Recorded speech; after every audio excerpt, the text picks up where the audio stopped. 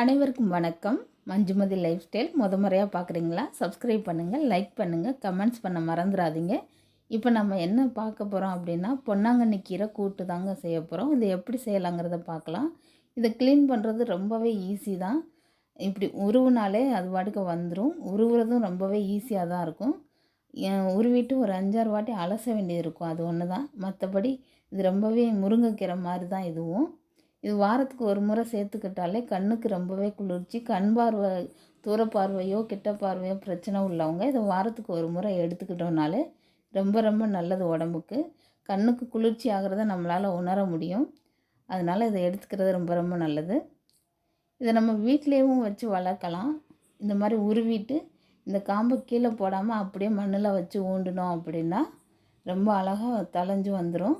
நம்ம வீட்டுக்கு தேவையான கீரையை வீட்டிலையும் கூட எடுத்துக்கலாம். இந்த மாதிரி கணு வேர் இருக்கும். அந்த மாதிரி வேர் இருக்கிற குச்சியாக பார்த்து எடுத்து நல்ல மண்ணில் ஊண்டி வச்சோம் அப்படின்னா 10 நாளில் புது இலைகள் வர ஆரம்பிச்சிரும். ஏன்னா இது ரொம்ப ஈஸியாக எங்கேயும் எந்த மண்ணிலையும் வளரக்கூடிய ஒரு கீரை தான் இது. அதனால் வீட்டுக்கு தேவையான கீரையை நம்ம வீட்டிலே கூட வளர்த்து எடுத்துக்கிடலாம். சாதாரண ஒரு பக்கெட்டு, ஓட்டை பக்கெட்டு இதுகளில் கூட மண்ணை நிரப்பி இதை வளர்த்துக்கலாம். ரொம்பவே நல்லா வளரும். இது வாரத்துக்கு ஒரு முறை எடுத்துக்கிறது கண்ணுக்கு ரொம்ப ரொம்ப நல்லது. டாக்டர்கிட்ட போனாலுமே டாக்டர் இதை சாப்பிட சொல்லுவாங்க. இதை சமைக்கிறதும் ரொம்பவே ஈஸி தான். இந்த சிறுபருப்பு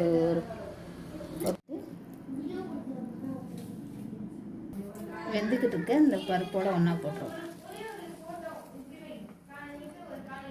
கீரை நல்லா வெந்துருச்சு. இந்த மாதிரி வெந்துடணும். இப்போ இதை தாளிச்சுக்கிடுவோம். கீரைக்கு எப்போயுமே லாஸ்ட்டாக சட்டி காய வச்சாச்சு. எண்ணெய் ஊற்றிக்கிடுவோம்.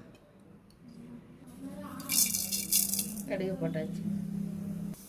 கடுகு நல்லா பொரிஞ்சிருச்சு. வெங்காயம் நல்லா பொன்னிறமாக பொரிஞ்ச உடனே 5 காஞ்ச மிளகாய் போட்டுக்கிறோம். கொஞ்சம் ஜீரக பொடி போட்டுக்கிறோம். கொஞ்சம் மஞ்சள் பொடி போட்டுக்கிறோம்.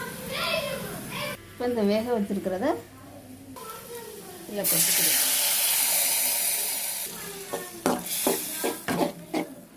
லாஸ்ட்டாக உப்பு போட்டுக்கிறோம்.